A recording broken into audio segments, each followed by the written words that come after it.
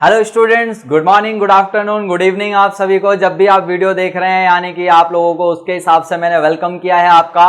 और हमारे इस एजुकेटेड एरा के इस वीडियो में आपके लिए खास क्या लेकर आए हैं, डिमांड चैप्टर वही चल रहा है, लॉ ऑफ डिमांड। और मैं सूरज मालाकार आपको आज पढ़ाने वाला हूं डिमांड फंक्शन। ये बहुत इंपॉर्टेंट है, ये हर चैप्टर में आपको ये फंक्शन ना आपका पीछा नहीं छोड़ेगा। फंक्शन, ये फंक्शन वो नहीं है जो आप शादियों और पार्टियों में जाते हैं फंक्शन अटेंड करते हैं। ये कोई डिफरेंट ही फंक्शन है जो आप लोग मैथ्स में भी पढ़ते आए शुरू से, और आज आपको इकोनॉमिक्स में भी ये पीछा नहीं छोड़ने वाला। लेकिन कॉन्सेप्ट इतना आसान बना दूंगा आपको, फंक्शन हमेशा के लिए समझ आ जाएगा। और हर एक चैप्टर में, मोस्टली चैप्टर में फंक्शन आपको मिलने ही वाला है। तो डिमांड चैप्टर में हमारा जो है डिमांड फंक्शन वो क्या है उसको समझते हैं। तो इस टॉपिक को हम कनेक्ट करते हैं थोड़ा सा मैथ्स के साथ जो आप शुरू से पढ़ते आ रहे हैं। देखिए आपने मैथ्स, सर ये क्या इकोनॉमिक्स पढ़ रहे हैं आप मैथ्स में लेकर चले गए। मैथ्स में आप लोग अक्सर पढ़ते थे x is equals to function of y plus 2 y plus 3, इस टाइप का फंक्शन पढ़ते थे। इसको समझिए, इसका मतलब था, शायद वहां समझ नहीं आएगा, यहां समझ आ जाएगा। Value of x is totally dependent on y। x की जो वैल्यू है हमेशा किस पे निर्भर होती है, y पे निर्भर कर रही है इस फंक्शन में। यानी कि मैं y पुट करूंगा 2 तो आंसर आएगा x का कितना 4। अगर मैं 5 पुट करता हूं तो कितना आंसर आएगा 7।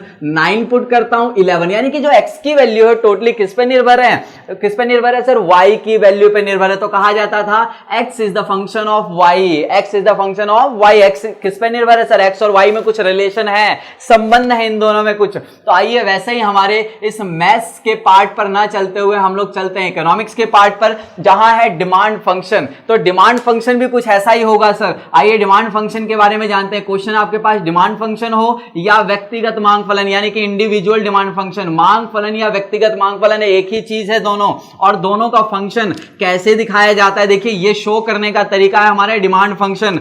dx is equals to function f और ब्रैकेट में p y t p r और e। ऐसे और भी बहुत पॉइंट्स हो सकते हैं, पॉइंट्स की कमी नहीं है, अनलिमिटेड पॉइंट जा सकते हैं। क्या होते हैं समझते हैं, आइए इसको इस वीडियो में कंप्लीट करते हैं। इसको पूरा समझिए और लास्ट तक ध्यान तक समझिए। छोटा सा कॉन्सेप्ट है, छोटी सी वीडियो है, बहुत बड़ा कॉन्सेप्ट नहीं है, आप समझ जाएंगे, आपको आगे कोई भी समस्या नहीं आने वाली। तो देखिए यहां पर dx क्या है, डिमांड ऑफ x कमोडिटी। किसी वस्तु x की वस्तु की मांग मान ली हमने कि किसी x वस्तु की डिमांड की हम बात कर रहे हैं। यहां पर f क्या है, फंक्शन, फलन, जो रिलेशन दिखाएगा कई चीजों में। और क्या कहा जाता है, जो p y t p r और ये जो ब्रैकेट में लिया इसको कहा जाता है मांग के निर्धारक तत्व, डिटरमिनेंट्स ऑफ डिमांड। इसका मतलब क्या होता है, वे कारक, वे डिटरमिनेंट्स, वे पॉइंट्स जिसके ऊपर डिमांड, x कमोडिटी की जो डिमांड है वो निर्भर करती है, डिपेंडेंट है। यानी कि x कमोडिटी की डिमांड किनके ऊपर डिपेंडेंट है सर, p के ऊपर, y के ऊपर, t के ऊपर, p r और e, इन सारे पॉइंट्स पे डिपेंडेंट। इसे कहा जाता है मांग के निर्धारक तत्व, डिटरमिनेंट्स ऑफ डिमांड, जो डिमांड को डिटरमाइन करेंगे, यानी कि डिसाइड करेंगे कि डिमांड बढ़ेगी घटेगी, ये सारी चीजें इन पे निर्भर करती हैं। आइए तो p क्या है इसमें सर, p है प्राइस ऑफ x कमोडिटी, यानी कि x वस्तु की कीमत। राइट, आपको याद होगा अगर कीमत बढ़ेगी तो डिमांड घट जाएगी और कीमत कम होगी तो डिमांड बढ़ जाएगी। अगला पॉइंट है सर y का मतलब है इनकम ऑफ द कंज्यूमर्स, उपभोक्ता की आय। तो उपभोक्ता की आय पे भी डिमांड निर्भर करती है, उपभोक्ता की आय बढ़ेगी डिमांड भी बढ़ जाएगी, उपभोक्ता की आय कम होगी डिमांड भी कम होगी। किसके हिसाब से, नॉर्मल गुड्स के हिसाब से। और अगर इंफीरियर होगा तो आपको पता है, उस वीडियो में जाकर भी क्लेरिफाई कर लेना, जहां सामान्य वस्तुएं, घटिया वस्तुएं पढ़ाई गई हैं और साथ में 2 वस्तुएं और कॉम्प्लीमेंट्री और पूरक वस्तुएं, यानी कि दूसरा सब्स्टिट्यूट गुड्स, यानी कि स्थानापन्न वस्तुएं भी पढ़ाई गई हैं। तो अगला हमारे पास पॉइंट है टी, यानी कि taste and preferences of the consumer, यानी कि उपभोक्ता की जो है रुचि और प्राथमिकता। तो आपको पता है जिस वस्तु को आप ज्यादा प्राथमिकता देते हो, ज्यादा प्रेफरेंस देते हो, वहां पर क्या होता है, डिमांड उसकी बढ़ जाती है जब कंज्यूमर्स प्रेफरेंस देने लगते हैं। किसी वस्तु की सलमान खान जी ने ऐड कर दिया, ऋतिक रोशन जी ने ऐड कर दिया, कैटरीना ने ऐड कर दिया, उस प्रोडक्ट की डिमांड बढ़ जाती है मार्केट में। तो टोटली डिपेंड करता है टेस्ट एंड प्रेफरेंसेस के ऊपर भी। नेक्स्ट है price of related goods, PR, price of related goods, संबंधित वस्तुओं की कीमतों पर भी निर्भर करता है किसी वस्तु की मांग, है ना। संबंधित वस्तुएं कौन सी होती हैं सर, स्थानापन्न वस्तुएं और दूसरी कौन सी, पूरक वस्तुएं, यानी कि substitute goods and complementary goods, दोनों पॉइंट इसमें आ जाएंगे।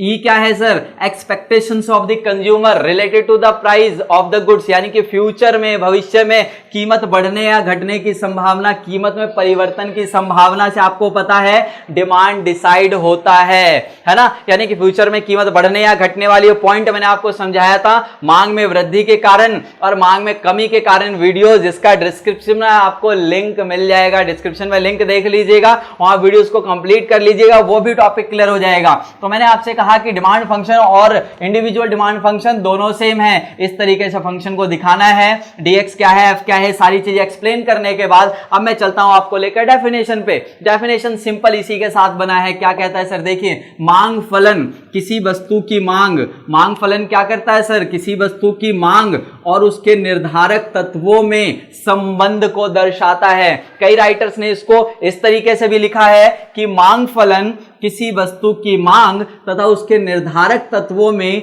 फलनात्मक या परिणात्मक संबंध दर्शाता है। क्या दर्शाता है, परिणात्मक या फलनात्मक। परिणात्मक क्या होता है, यानी कि इसमें कोई चेंज होगा तो इसके फलस्वरूप इसमें भी चेंज होगा, मतलब कि निर्धारक तत्वों में पी वाई टी में कोई भी चेंज होता है, परिवर्तन होता है, तो डिमांड ऑफ एक्स कमोडिटी भी चेंज हो जाएगी, है ना। तो दोनों में कैसा संबंध है सर, परिणात्मक, यानी कि demand function shows the resulting relation between demand of a commodity and its determinants, है ना।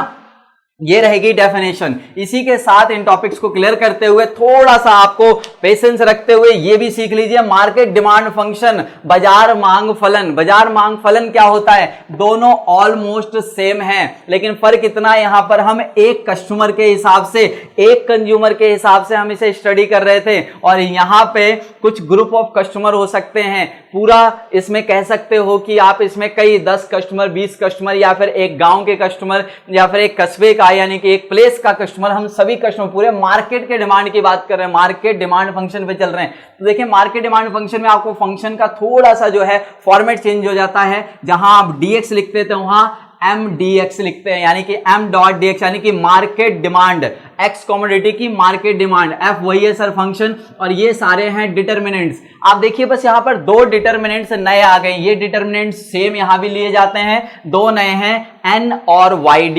देखिए यहां पर क्या है, m.dx मैंने आपको बताया x वस्तु की बाजार मांग, यानी कि market demand of x commodity, n क्या है और yd क्या है ये जानना है, यानी कि नंबर ऑफ कंज्यूमर्स, उपभोक्ताओं की संख्या किसमें लेना है आपको, वो मार्केट डिमांड फंक्शन में शामिल करना है सर। इसको यहां शामिल नहीं करना इंडिविजुअल में, क्योंकि वो पूरे मार्केट की डिमांड की बात होती है वहां पर जब नंबर ऑफ कंज्यूमर्स की बात होती है। और दूसरा है हमारे पास yd, यानी कि डिस्ट्रीब्यूशन ऑफ इनकम, आय का वितरण, समाज में आय का वितरण जैसा होगा, यानी कि प्लेसेस में आय जैसा, मतलब कि अगर गरीब मानकर चलिए वहां पर बहुत ज्यादा जो है रिच फैमिलीज रहती हैं, अब रिच फैमिलीज रहती हैं और वहां पर बहुत ज्यादा चीपेस्ट गुड्स है, तो क्या होगा, उसकी डिमांड तो सर कम हो जाएंगी। और अगर रिच पर्सन ज्यादा है वहां पर आप अगर हाई क्वालिटी गुड्स को प्रमोट करते हो तो सिंपल सी बात है वहां डिमांड बढ़ने के ज्यादा चांसेस हैं। तो पुअर फैमिलीज, रिच फैमिलीज, ये सारे किस तरीके के लोग हैं और कौन से प्रोडक्ट्स वहां अवेलेबल हैं उस पर भी डिमांड डिपेंड करती है मार्केट में। और नंबर ऑफ कंज्यूमर्स मैंने बता दिया, अगर रहने वाले लोगों की वहां संख्या बढ़ती है या घटती है तो उससे भी डिमांड इफेक्ट होता है। तो मार्केट डिमांड फंक्शन शो ऐसे करना है आपको, और इसकी डेफिनेशन में क्या चेंज होगा, बस ये करना है आपको डेफिनेशन में चेंज। जहां हमने मांग फलन लिखा है वहां लिखना है बाजार मांग फलन। क्या लिखना है, बाजार मांग फलन। बाजार मांग फलन किसी वस्तु की मांग तथा उसके निर्धारक तत्वों में फलनात्मक परिणात्मक संबंध को दर्शाता है। सेम वही डेफिनेशन, बस मांग के सामने यहां आगे आपको बाजार लगा देना, बाजार मांग लगा देना, राइट, और डेफिनेशन आपकी इसकी क्लियर हो जाएगी। यानी कि market demand function shows the relation, और कौन सा, resulting relation between market demand of x commodity and it's determinants, यानी कि मांग तथा उसके निर्धारक तत्वों में परिणात्मक संबंध को दर्शाता है। तो इस तरीके से आपका ये जो टॉपिक है, यानी कि मांग फलन और बाजार मांग फलन दोनों ही कंप्लीट हो गया है। प्रीवियस वीडियोस मैंने कहा कि प्रीवियस वीडियोस के लिंक्स आपको डिस्क्रिप्शन में मिल जाएंगे, उन्हें जरूर देखिएगा।